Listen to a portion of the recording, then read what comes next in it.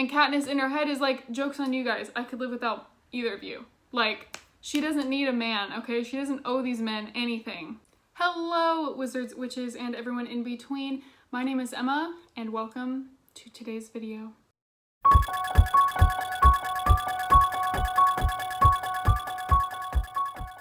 So today's a cozy and chill day. I'm eating popcorn, and I wanted to read 1-star reviews for my favorite young adult book.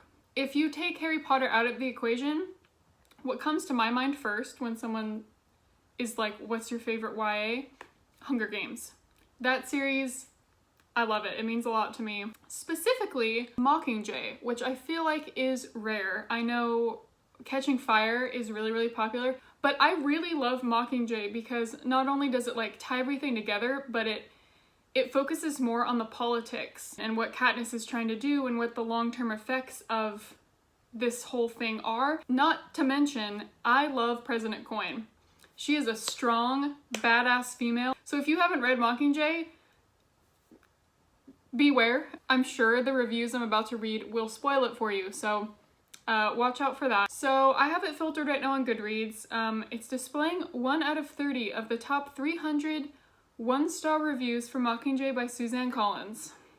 First one. Here's 7 reasons why this trilogy sucks. Number 1. Katniss has the personality of a vegetable. I will say she is a lot more subtle than other YA female protagonists, which is why I personally love her, but I can see where they're getting at. Number 2, Peeta is a needy little baker boy. I'll never get over how the author can justify his camouflage techniques born as a result from his cake decorating experience. That's fair, but I love him. The world is completely unacceptable and unbelievable. No collective nation would be so morally depraved as to watch the murder of children for entertainment. I cannot accept this idea. This person has a very positive outlook on life, that's all I'm gonna say, and our current society.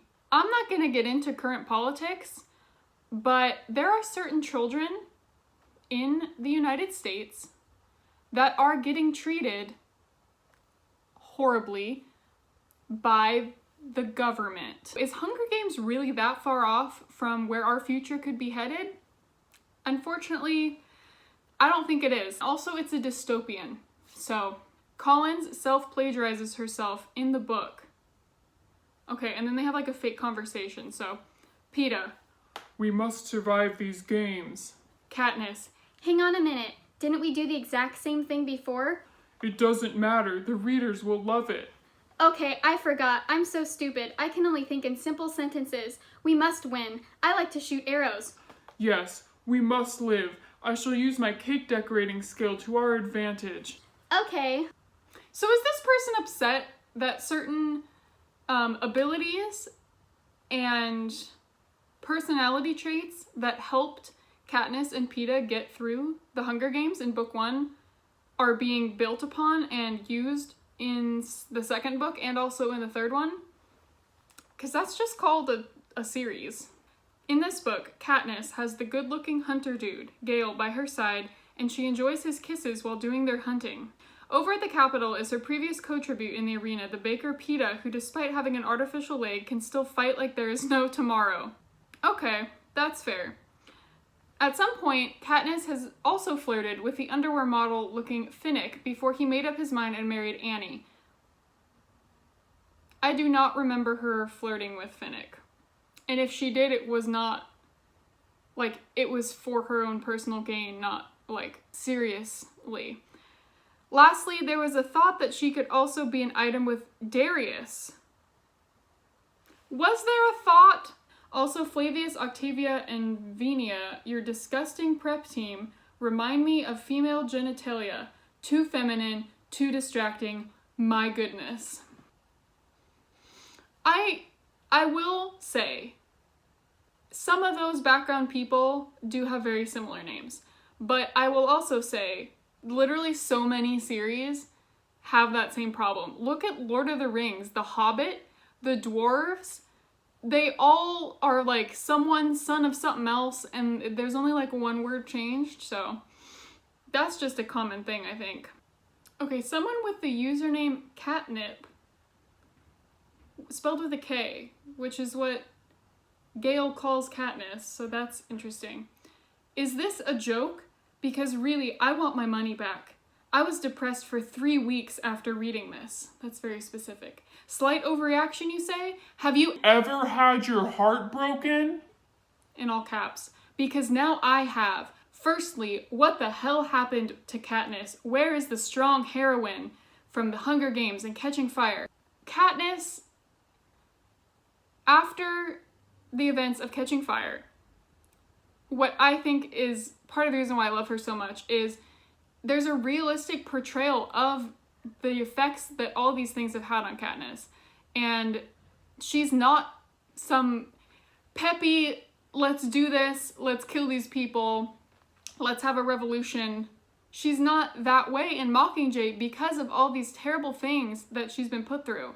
And I really liked that. I felt like that was realistic. I liked her like mental and physical struggles in Mockingjay because then once she overcomes them at the end, it's even more like impactful and makes me cry every time. Don't even get me started on how Katniss treats both Peeta and Gale. Gale, her best friend who looked after her family whilst she couldn't.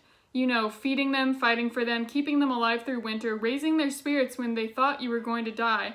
Just that sort of thing. You're just gonna throw that away? Let me rephrase. You do throw that away. She doesn't even say goodbye for God's sake after stringing him and me along for all this time. Okay, first of all, she isn't Gale shit, okay? And there is that specific part where she overhears Gale and Peeta talking about her. Katniss is gonna choose the one that she can't live without.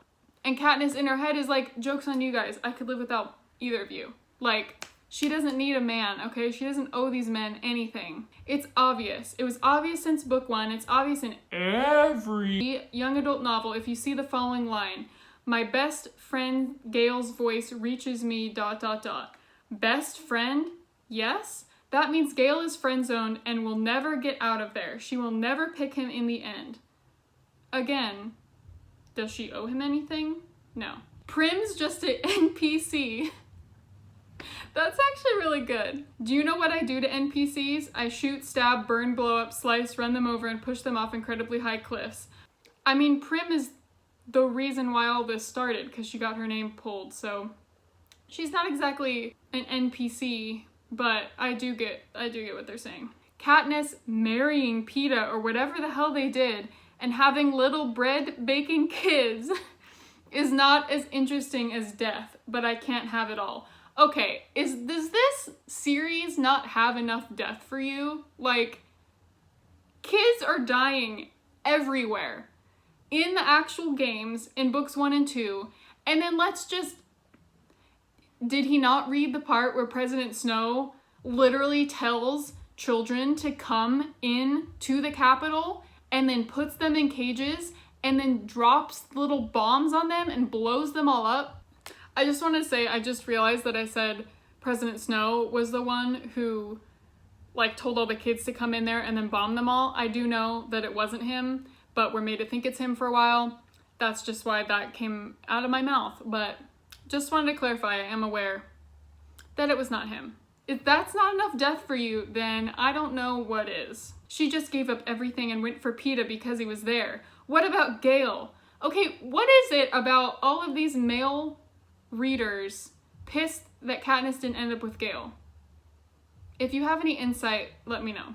Okay, here's another Team Gale person. I knew she would try to get every Gale fan in Team Peeta's board, but she did it in the worst way possible. How could she think that connecting Gale to Prim's death would be a good move? Or sending him to a fancy job in District 2? She was the one who wrote that brave, selfless young man that he was. I feel like she's putting Gale on a pedestal he doesn't deserve to be on, but I digress. He saved a lot of people from 12 because he loved that place. Yeah, but he also wanted to bomb that railroad station thing. He's not a saint. I don't understand why she gave such a cruel fate to Gale. He's literally alive at the end. That's more than he deserves sometimes. She was such a disappointment during the whole book. It's like she was a zombie only driven by her desire to kill Snow. And why? It was only because what Snow did to her, not for her family, not for her district. It didn't feel like she was doing anything for anyone but herself. The death of President Coin was literally the biggest badass move that Katniss made. President Coin wasn't in charge of the Hunger Games. President Coin wasn't terrorizing Katniss, sending creepy roses everywhere. But Katniss killed her anyway because she was going to be just as bad as President Snow. And she represented all the wrong things about society and what they were trying to rebuild. Her killing President Coin, it's like, she's doing that for everybody. So if she was really gonna kill somebody off of like personal things that happened in the past, she would have killed Snow 100% and have left Coin to do whatever the hell Coin was gonna do. Katniss is a terrible person. She basically has no redeeming qualities. She's a wishy-washy bitch when it comes to her stupid love triangle. In the end, I really wanted her to die or end up an alcoholic spinster, as she doesn't deserve happiness. What did Katniss do to this person? And in parentheses it says, she's totally going to hit the bottle and score some morphling pills on the black market and beat her children that she doesn't even want. While it was awesome that Suzanne Collins had the balls to kill Prim, it didn't matter. Sure, Katniss was depressed for like 5 seconds, but that's it. See, that's interesting because one of the earlier ones I read was saying Katniss was like depressed and didn't do anything the entire book. When the lyrics to The Hanging Tree were explained in lengthy detail, I wanted to throw the book at the wall. I can't remember the other instance of unnecessary explanation, but it was unnecessary. Oh, someone else said that they liked Joanna. That was like the one character they liked. I love Joanna. All right, last one, which is interesting. I read the first book and thought it was great. Sad, but great. That reminds me of Ollivander when he's like, terrible, but great. Then got to the second book and was beginning to see the downward spiral of death and destruction. By the third, I could barely finish. I was flabbergasted by all the horrific scenes. The ending was also quite boring. I would recommend the first, but not the last, unless you like to read about children and women dying. Not unless you like to read about children dying. But the first book was good. Even though, guess what the plot was? Children dying. This was really fun to see what people had to say. That's it. I hope you enjoyed. I hope you enjoy the Hunger Games. I hope you didn't hate Mockingjay, but if you did, that's fine. We can still be friends. Thank you guys so much for watching, and I will talk to you later. Bye!